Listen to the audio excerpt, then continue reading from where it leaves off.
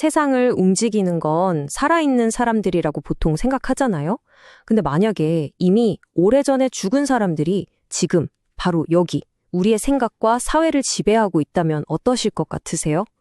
오늘 우리가 파헤쳐볼 이야기는 바로 이 도발적인 질문을 던졌던 20세기의 한 연설가 데이브 브리스의 강연입니다. 그리스는 강연을 바로 이 성경 구절로 시작하는데요. 그러니까 이게 단순히 이런 거 믿지 마세요 하는 종교적인 경고가 아니라는 거예요.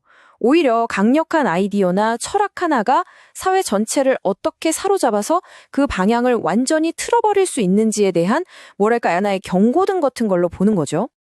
그리스는 이 경고가 바로 지금 우리 시대에 그 어느 때보다 더 중요하다고 주장해요. 왜냐고요? 그가 보기엔 현대사회는 딱 7명, 지난 세기에 활동했던 이 7명의 생각 위에 세워졌다고 보기 때문입니다. 정말 대담한 주장이죠?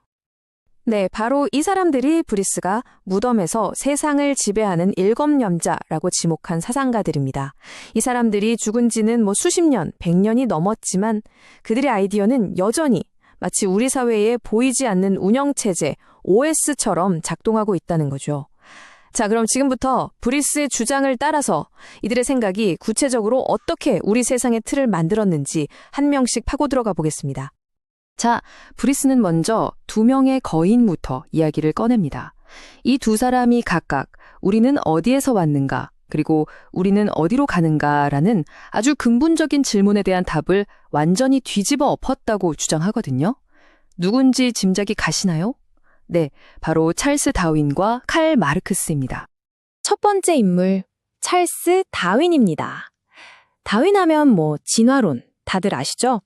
그런데 브리스가 주목하는 건 다윈의 이론이 생물학 교과서 안에만 갇혀있지 않았다는 점이에요.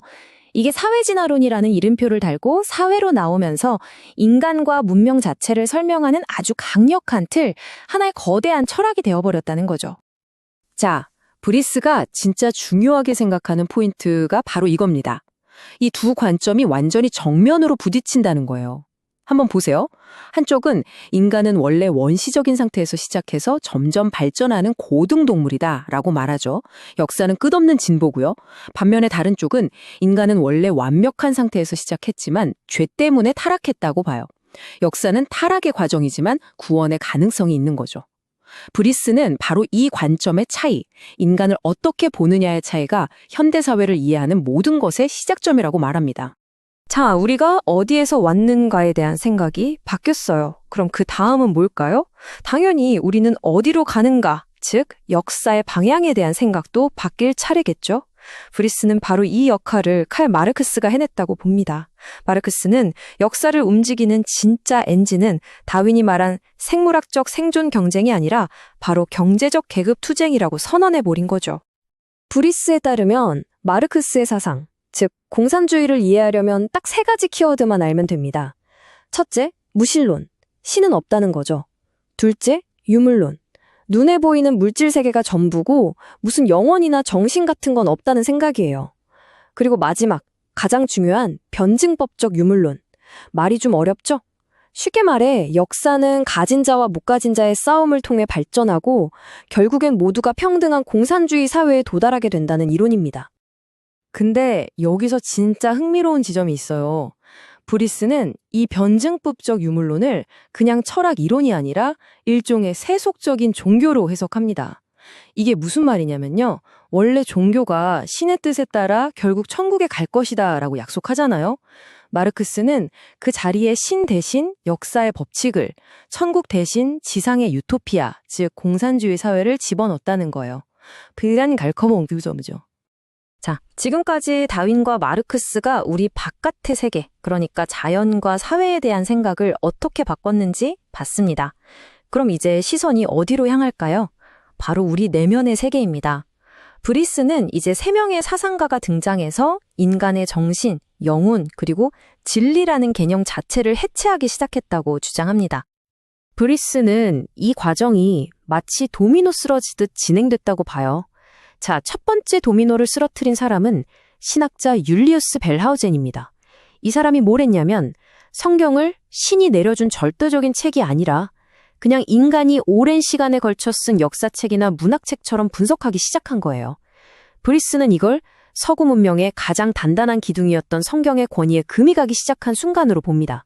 자, 기둥이 흔들리니까 두 번째 도미노가 넘어갑니다. 바로 교육학자 존 듀이죠. 듀이는 학교에서 절대적인 진리 같은 건 없다고 가르치기 시작했어요. 진리란 건 원래부터 존재하는 게 아니고 각자가 경험하면서 스스로 만들어가는 거라고 주장했죠. 절대 진리가 있던 자리를 이제 개인의 경험과 자기 표현이 차지하게 된 거예요. 그리고 마지막, 세 번째 도미노, 지그문트 프로이트가 등장합니다. 프로이트는 인간의 모든 행동과 생각의 중심에 리비도, 즉 성적인 욕망이 있다고 봤어요. 옳고 그름의 기준이 신이나 사회가 아니라 내 안의 무의식적인 욕망이 되어버린 거죠. 브리스의 주장은 결국 이 세 단계를 거치면서 서구 사회의 전통적인 정신적 기반이 완전히 무너져 내렸다는 겁니다. 자, 이렇게 정신적인 기둥도 무너지고 도덕의 기준도 애매해진 세상에 브리스는 마지막 두 명의 사상가가 활용점정을 찍었다고 말합니다. 첫 번째는 경제학자 존 메이너드 케인즈입니다. 케인즈는 쉽게 말해 미래 세대가 갚을 빚을 내서라도 정부가 돈을 팍팍 풀어야 경제가 산다고 주장했어요. 브리스는 이 생각 때문에 사람들이 이제 신이 아니라 정부, 즉 국가를 의지하게 됐다고 봐요. 국가가 우리에게 번영과 안정을 약속하는 거의 가짜신 같은 존재가 되었다는 거죠. 그리고 마지막 7번째 인물은 철학자 쇠렌 키르케고르입니다. 실존주의의 아버지라고 불리죠. 이 사람은 진리는 저 바깥에 객관적으로 있는 게 아니다. 진리는 내가 주체적으로 선택하고 결단하는 것이다 라고 주장했어요.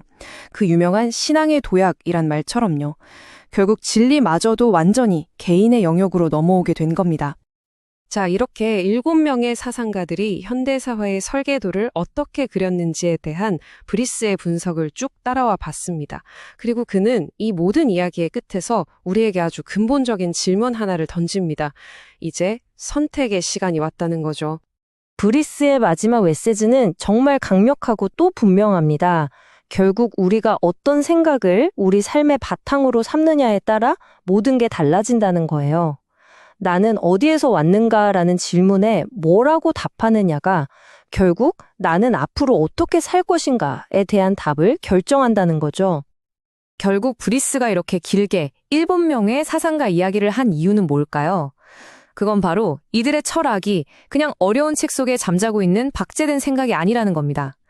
지금 우리가 보는 영화, 우리가 나누는 대화, 우리 아이들이 받는 교육, 심지어 내가 나 자신을 어떻게 생각하는지에 이르기까지 우리 삶 구석구석에 너무나 깊숙이 스며들어 있다는 사실을 말하고 싶었던 거죠. 브레이스의 주장에 동의하시든 그렇지 않든 오늘 그의 분석은 한 가지 중요한 사실을 생각하게 합니다. 바로 우리의 생각 뒤에는 우리도 모르는 사이에 우리 세계를 살게 한 보이지 않는 건축가들이 있다는 거죠. 그래서 그의 강연은 마지막으로 우리 각자에게 이런 질문을 던지는 것 같습니다.